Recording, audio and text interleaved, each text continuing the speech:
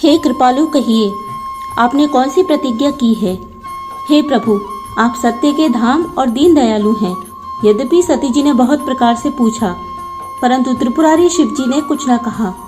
सती जी ने हृदय में अनुमान किया कि सर्वज्ञ शिव जी सब जान गए। मैंने शिव जी से कपट किया। स्त्री स्वभाव से ही मूर्ख और बेसमझ होती हैं।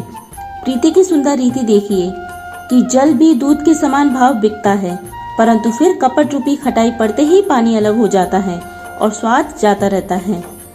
अपनी करनी को याद करके सती जी के हृदय में इतना सोच है और इतनी अपार चिंता है कि जिसका वर्णन नहीं किया जा सकता। शिव जी कृपा के परम अथाह सागर हैं। इससे प्रकट में उन्होंने मेरा अपराध नहीं कहा। शिव जी का रुख देखकर सती जी ने जान लिया कि स्वामी ने मेरा त्याग कर दिया और वे हृदय में व्याकुल हो उठी। अपना पाप समझकर कुछ कहते नहीं बनता, परंतु हृदय कुमार के आव के समान अत्यंत जलने लगा। वृषकेतु शिव जी ने सती को चिंता युक्त जानकर उन्हें सुख देने के लिए सुंदर कथाएं कही।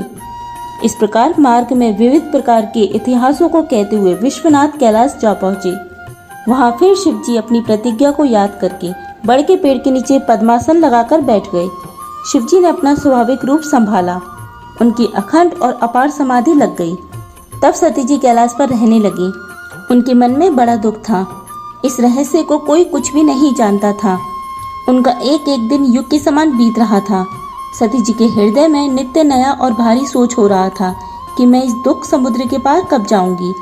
मैंने जो श्री रघुनाथ जी का अपमान किया और फिर पति के वचनों को झूठा जाना, उसका फल विधाता ने मुझको दिया। जो उचित था वही किया, परंतु हे विधाता, अब तुझे यह उचित नहीं है जो शंकर से विमुख होने पर भी मुझे जला रहा है। सती जी के हृदय की ग्लानि कुछ कही नहीं जाती। बुद्धिमती सती जी ने मन में श्री रामचंद्र जी का स्मरण किया और कहा, हे प्रभु, यदि आप दीन दयालु कहलाते हैं और वेदों ने आपका यह यश गाया है कि आप दुख को हरने वाले हैं, तो मैं हाथ जोड़कर विनती करती हूँ कि मेरी यह देह जल्दी छूट जाए। यदि मेरा शिव जी के चरणों में प्रेम है और मेरा यह व्रत मन, वचन और कर्म से सत्य है, तो हे सर्वदर्शी प्रभु, सुनिए और शीघ्र वह उपाय कीजिए जिससे मेरा मरण हो और बिना ही परिश्रम यह असह्य विपत्ति दूर हो जाए। दक्ष सुता सती जी इस प्रकार बहुत दुखित थी। उनको इतना दारुण दुख था कि जिसका वर्णन नहीं किया जा सकता। 87,000 वर्ष बीत जाने पर अविनाशी शिव जी ने समाधि खोली।